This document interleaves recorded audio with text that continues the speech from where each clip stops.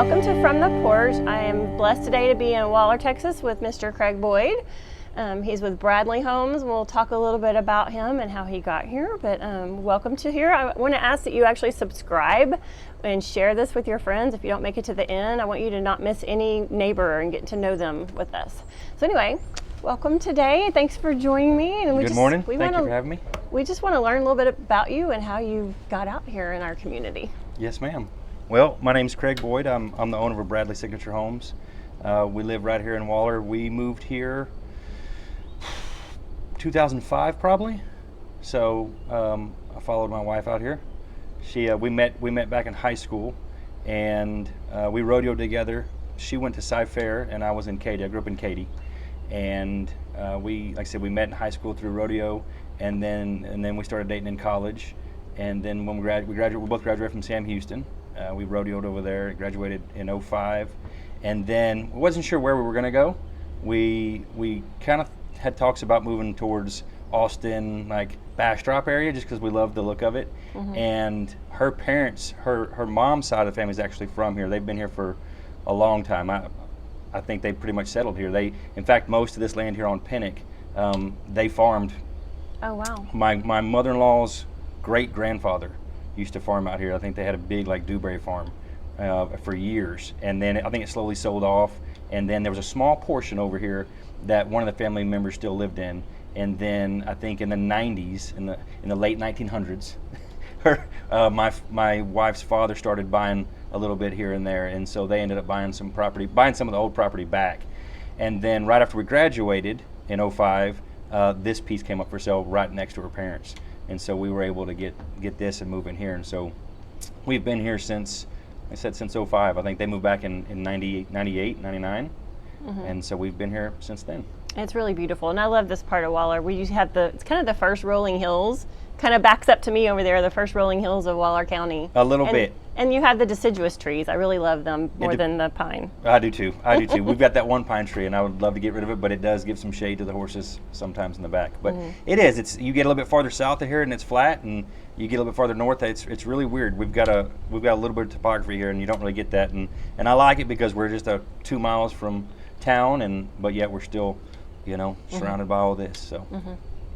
For now, you own enough that you might be safe to keep it looking pretty. I hope so. Yeah.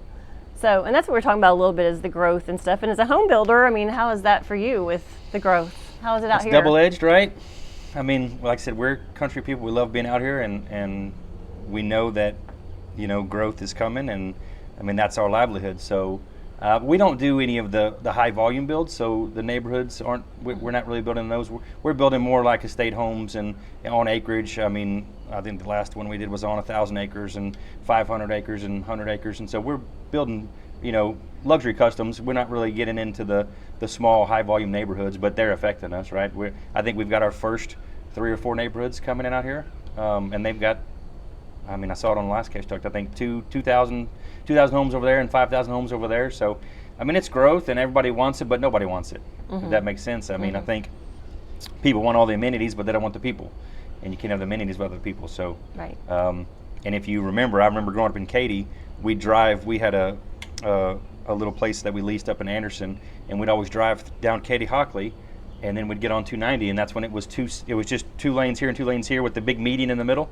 And I remember stopping at Diario's, and I mean, it was so small, and you look at it, it felt like it took an hour to get to Cypress, and now it's 10 minutes to Cypress. Mm-hmm. So the growth's definitely coming. Like I said, it does help our business, but at the same time, like I said, it's hard to see it get so congested and crowded, but it's part of it. Mm-hmm.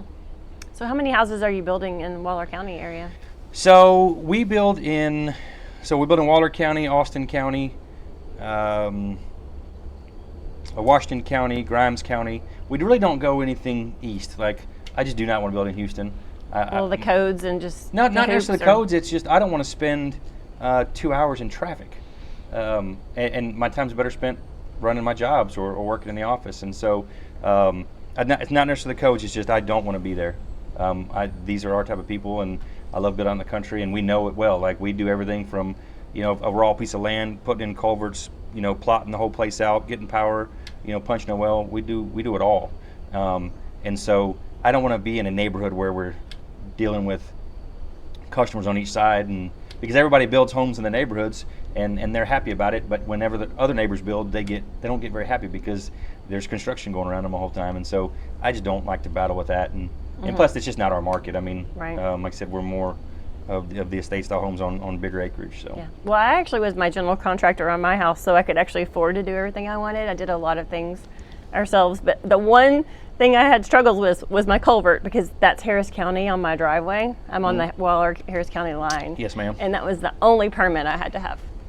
I know, and people say that all the time, to save the money. But and if you've got it's all depends on what your time's worth. I think if you've got the time to do it, do it. I did, But, and maybe I'm a control freak, and I wanted it done. And certain that's ways. okay. I think people they don't understand the time it takes to do it. The time it takes, the involvement that it takes to build them. So I will say next time I will let you do it, because We'd be happy to. I'm kind of tired. Yeah, it takes a lot. It takes a lot, and it's not just the time; it's the knowledge. And we've got, like for instance, So I grew up framing houses. My grandfather on my mom's side was a carpenter and a home builder. Both my uncles were carpenters. So I started framing houses when I was probably 14. That was my first frame crew, and it wasn't even a frame crew. It was myself and my uncle. We framed. It was a house in the neighborhood in Old Katy, and it was probably 2,500 square foot house, and him and I framed the entire thing by ourselves. And so when I say frame crew, I meant Wow. him and I. Wow. And so like I said, I grew up framing with him, and then my other uncle was a carpenter, was a finished carpenter. So I started trimming cabinets with him in high school, and so I just grew up in it. And I knew that I didn't want to. I mean, it's hard work. And so as I got older, I thought, I'm not doing this. I'm gonna be an architect or something where I work in an office, and I just never could get away from it. I went to college. I went to a bunch of colleges. I started out in Blinn. We really didn't have the money to go to college. I got accepted to SAM right out of high school, but there was no funds to go, and so I worked for a land clearing company in Katy, running a maintainer and a dozer and just heavy equipment, and saved up some money. And then I went to Blinn in Brenham for a couple years, and then I ended up getting a full ride to Wharton Junior College, riding bucking horses, and I rodeoed there for a year, and then I transferred there and went to Sam Houston, where I majored in construction management, and I rodeoed there for Coach Hannegriff. And I worked construction there. I built a house for him, and I did the entire house. I didn't do the electrical or the plumbing, but I did the framing, I did the trim work, I did the tile work, cabinetry, I did everything. So I knew I was stuck. I mean, God gifted me with some talent to do those things, and I'm very passionate about it. I think that shows in all the work we do. But worked for him and doing odds and ends stuff, and put myself through college. And then I hired on with David Weekley Homes right out of college, which I knew that's what I wanted to do. I wanted to go work for a big builder and kind of get their techniques down. As far as, I mean, they're not. I mean, most of our homes we're building in 12 to 15 months. Like I said, they're pretty good size. They're building their homes in 3 months. That's crazy. Now I would never try to do that, but there's also some procedures and systems and procedures they put in place that I thought I wanted to absorb. And so I told my wife, I was like, we'll work there for 2 years, and then we'll strike out. We're going to do our own thing. And that was in 2008 when the market crashed. And we just started building this house. We built this house myself. I built this house myself. My uncle and I built it. And I had my first daughter, and that was in 2008. And she was born in January of 2008, New Year's Day. And I told my wife, I said, this is probably not the best time to start our own business. I said, with the market like it is, there's nothing going on. And I could see all the cutbacks and the layoffs at our work. And so I'm like, we're just going to grind it out for another couple of years. And then about a week later, my superintendent called me in. My project manager called me and the other superintendent in. We were working in Lakes of Fairhaven over there in Cypress, and he let us both go. Never been fired in my life, never been let go from a job. And they took my cell phone. I didn't have a phone. It was a Nextel. I don't remember the Nextel phones. It was a Nextel phone. They took it and said they're letting us go. They were going to bring in some guys from a different region. They were just consolidating things. And so I remember the first thing I did was I went to Sprint, and I got me a new phone because I had to call my wife. And so I remember just shaking, calling my wife. I was like, look, I lost my job, And she's like, well, that's the good Lord's sign saying, hey, it's time to start this. And so in 2008, in the hardest market of my life, other than the early 80s, we were building this house, and a lady came by, and she actually works at the bank in Prosperity in Hempstead, and said, "We want you to build our house." And I'm thinking, well, I don't have anything to show you. This is my house. It was framing, and she goes, "That looks nice. I'll take that one." And I was like, okay. So that was our first home, and we did probably 4 or 5 homes a year. I think there was a year we did 6 or 7, and so we've just kind of progressed through that, and then now we probably do 2 or 3 a year, because they're, like I said, they're much larger, much more, luxury customs, and so they take more time. And the goal is to never get strung out too far, and make sure that we're paying attention. Like I said, it's myself, my wife. My wife Wendy runs the office, and I get to build them. So Nice. So what's your favorite part? As you were going through that journey, what did you really like doing about it, though? the construction, the creativity. I don't consider myself an artist, but I do in the fact that I'm very passionate about it. And I think you could ask any of the homeowners we built for, and I'm bragging a little bit, but I mean, like, I'm that passionate about it, and like the creativity. And that's what I like about the luxury customs, is you get the opportunity to do more things. If something pops up and something comes to mind, and we've got some designers we work with too, but if I come up with something and I pitch to the homeowners and they're like, "Oh, we love it, let's do that," Nice. So the creativity behind it is what I really enjoy doing. Yeah. And the relationships. I mean, you've got all types of people to work for, right? All different personalities, and I could probably tell you that you could pretty much call every single customer we've ever built for, and they would have good stories to tell you. That's or good. or they would tell us about my daughters and I and my wife coming over there for Thanksgiving. Like, we've become family with almost everybody. And I know that sounds cliche, but I promise you it's the truth. We love what we do, and it really shows. And I try to. I'm 44 years old right now. When I started my company, I was probably 26, so I was like the young, kid here in town. And not that I'm super old by any means, but I was like the young kid in here and trying to make it. And there's a few builders here in town, and you're hustling and trying to get everything, and you learn that if you're good at what you do, there's enough work for you. Even when there's not work, you're going to find it, and that's kind of what we've learned. When the market's down or the interest rates are up, we end up, most of our customers are cash build customers, and so, it's you're either, at times it's like you're either drinking from a garden hose or a fire hydrant, right? So that's just anybody self-employed. So you just got to manage it, but it's always seemed to, when you think that you're slowing down, it's, it might be a little up, but it always seems to pick back up. Again, because I think we're passionate about what we do, and we've been able to build that good reputation. So Yeah, cool. Nice to hear. Nice to hear there's a home builder that cares about the details. And I know some customers can probably be high maintenance, wanting everything perfect, and that can be really hard but to I deal am too. with. It doesn't bother me. I tell them, I encourage them. We've built for people that said, "Oh, my dad was a home builder, and he's going to be here every day." I was like, "Cool, give him my number. Tell him to come out and meet me. I promise you, I'll put my work up against anything he sees." And Nice. And I've never been let down. Cool. Nice to hear. Well, just talking too about Waller, what is it you love about it? I know that we just finished the fairs. You have kids in the fair. I do. We try to, both my daughters, so I've got a daughter that's 16. She's graduating this year from Waller. And I'm sorry, she's 17, about to be 18. And then my youngest is 16. So my oldest is at Waller right now. They've shown animals for probably, 5 or 6 years, 7 years or so. They've shown heifers and pigs, and now we raise broilers. That seems to be something that fits our lifestyle. They said they don't both rodeo now, but they did both grow up rodeoing, and so we were gone a lot on the weekends, and so the heifers and the pigs weren't a good fit for us because we just didn't have the time to do it. So, But yeah, we enjoy the fair every time it comes around.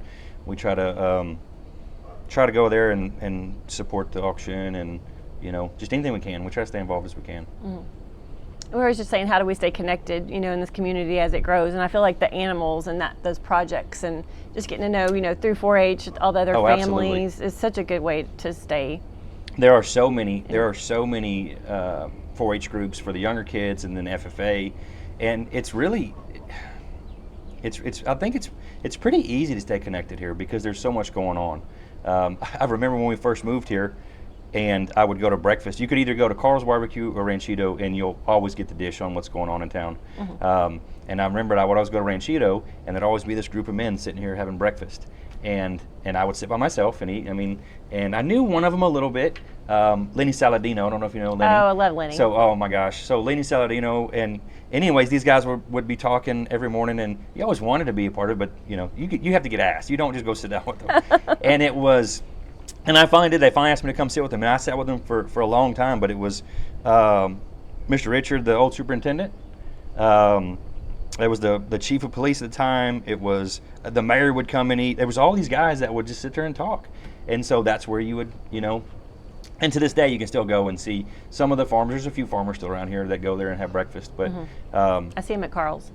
So we go to Carl's now and eat. We've got a group of guys that meet on Thursdays and go over there and talk everything about growth and business and everything. But staying connected, like I said, we've tried to stay involved with as much as we can. I coached Little League in Hempstead for I think five or 6 years.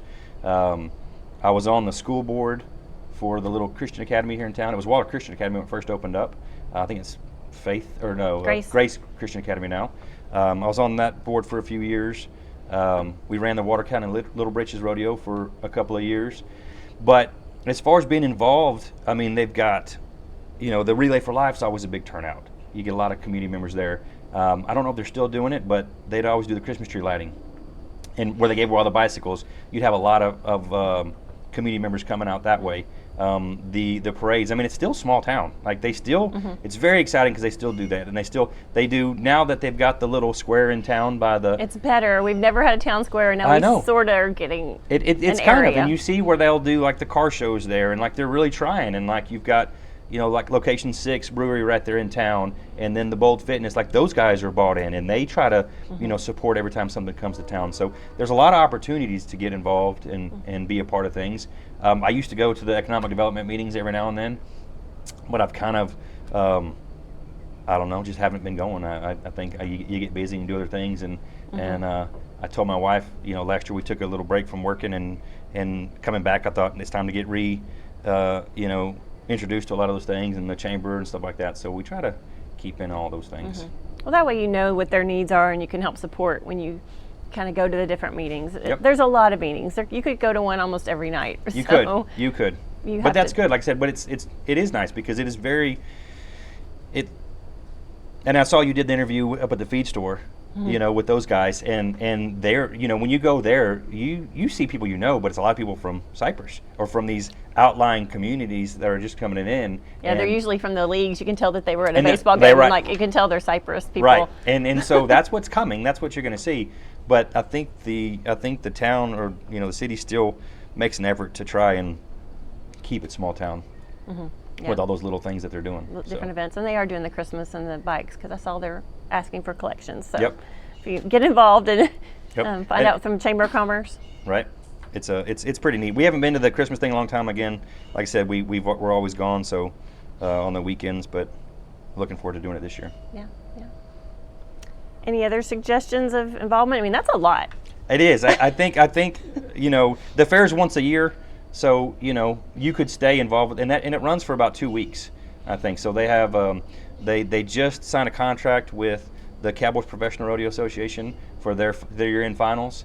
It's basically like an amateur pro rodeo, and so my youngest daughters made the finals this year there, and so basically they rodeo all over Louisiana, Texas, and their finals are located here. They used to be in Angleton, and the fair got a contract for them. So the very first weekend is the Cypre finals, and their crowds are getting bigger. I think the crowds really rely on the carnival and everything else. The carnival hadn't quite kicked off yet, but the crowds are getting bigger. And then throughout the whole week, they've got the county team roping and the county barrel racing and the open calf roping. So that's like a 2-week long deal. I think it kind of gets everybody primed up and ready for Houston Rodeo and all the rest of the fairs. So I think Austin County's going on next. So it's just part of it. They do an amazing job, and the fair is not. It's the Waller County Fair, but I don't know if you knew it's not owned by the county. Right. It's a private entity, and I think that allows them to kind of do more things, and they do a pretty good job. But that's just short term. But I think everything else, from like I said, from the Little League, and if you don't have kids, just being in town, you'll find something to do, something to get involved with. I think it's a little harder because I didn't have kids that kind of I've actually kind of had other kids I've raised, and I teach writing lessons, so I have kids in and out of my life, but I didn't really have the leagues like that to be involved with. So, I mean, church is where we get involved a lot. Yes, ma'am. I do Waller County Republican Women, so, you know, politics, there's just lots of different ways. Right. So we did, I think actually a few years ago, I was on the bond election committee for I think it was for the stadium, whenever they did the stadium. And that was interesting because that was a pretty big deal. They brought in a lot of people from all over the community. And I liked it because they were getting everybody's input on what they wanted to do. I haven't been on any other since then. It took a lot of time. I say a lot of time. It was one or two nights a week. But it was nice to be a part of that and kind of see where things are going. yeah. And I think, and that's when I realized then too, is that there's going to be a bond every 2 years. I mean, we're just growing that fast. I think they have to be every 2 years. Yeah. And anyways, it's going to be so. There's so many more schools. We need so many planned. more high schools. I mean, I think we needed a second high school when we built the first one. They're so big. So, but It's coming. yes, ma'am. Yeah. Well, thank you for sharing your story with the community. And if you need a nice luxury home, you know who's going to do Equality Now. So please stay connected in your community and share this podcast. Thank you, guys.